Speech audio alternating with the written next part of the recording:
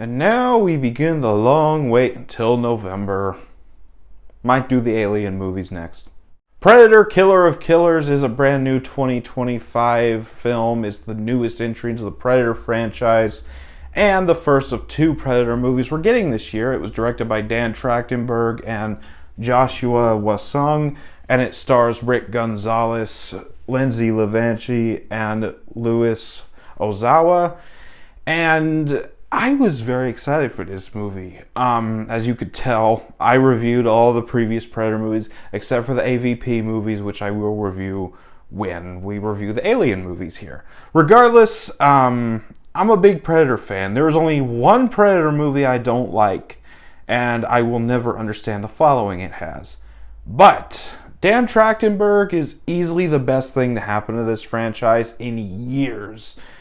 Prey was fantastic, and I'm really excited to talk about this one because this was the first feature-length movie to be animated in Unreal Engine, and that's a very big feat. So let's go ahead and talk about this movie, starting off with the good. And there's just a lot that I really love that Dan Trachtenberg just nails it. I love all three of our protagonists here. You got Torres, played by Rick Gonzalez, Ursa, played by Lindsay Levanchi, and you got Kenji, played by Louis Ozawa. And I really enjoy all three of these characters. Torres is a World War II pilot, Ursa is a Viking warrior, and Kenji is a samurai. And I thought that they were all really, really compelling characters. I thought that their stories were really interesting. Their segments of the movie. I'm a little partial towards the samurai segment because I'm a big fan of Japanese culture, Japanese history. So yeah, I was a little partial towards that one, but that is not taken away from Torres or Ursa's character arcs because they are both really good as well.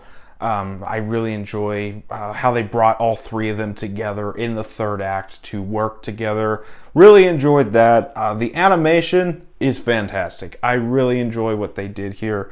Apparently they took some inspiration from Akira and from the Arcane series on Netflix, and you can see the inspiration here. I really enjoy what they were able to do with the Unreal Engine work behind them. Really enjoyed that. The plot is fantastic. This is framed as a anthology series where you follow three different characters within three different time periods. But it turns it on its head in the third act where we find out that they've been capturing these great warriors from across time and space and putting them into this arena to battle each other so that they can battle the main predator so that the main predator can be crowned the killer of killers. And I really enjoyed that. I thought this was just going to be some basic anthology movie, but I really enjoyed that Dan Trachtenberg brought in that third act to add a little more stakes to the plot. The action is phenomenal. Even for a movie made in Unreal Engine, this is really good. This is top tier action within this franchise. I really love what they did with the action, and the gore effects are really, really good. I love the gore effects. They are very, very violent, but very phenomenal. Really love what they did there. The score is really good as well. I enjoyed the score. It's just like any other Predator score, but the Predator movies always have a good score and soundtrack. Now, finally, the ending. Let's talk about the ending here. So we got, this is going to be spoilers, so if you haven't seen this movie, go watch the movie, come back to this review. But I really enjoyed the ending. You got Torres and Kenji. They've flown off into space, and the Predators are hunting them down.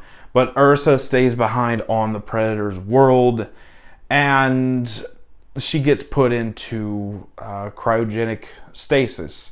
And we see this room full of what we assume to be warriors who have bested the Predator in the past. And we focus in on one. I was expecting to see Dutch or Mike Harrigan or Royce, but we see Naru. And Naru is absolutely my favorite protagonist of this franchise. So I was very happy to see Naru once again. I hope they make a sequel to this movie simply because of that ending. I really, really love the ending here. That's about all for the good, onto the bad. And there's just one thing.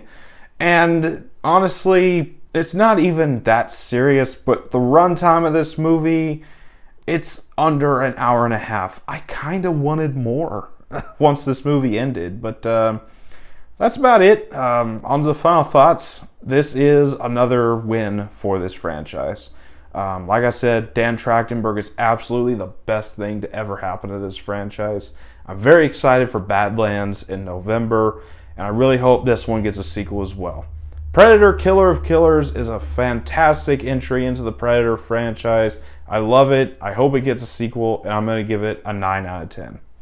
So that was my thoughts on Predator Killer of Killers. Have you seen this movie? Let me know down in the comments what you thought about it if you've seen it.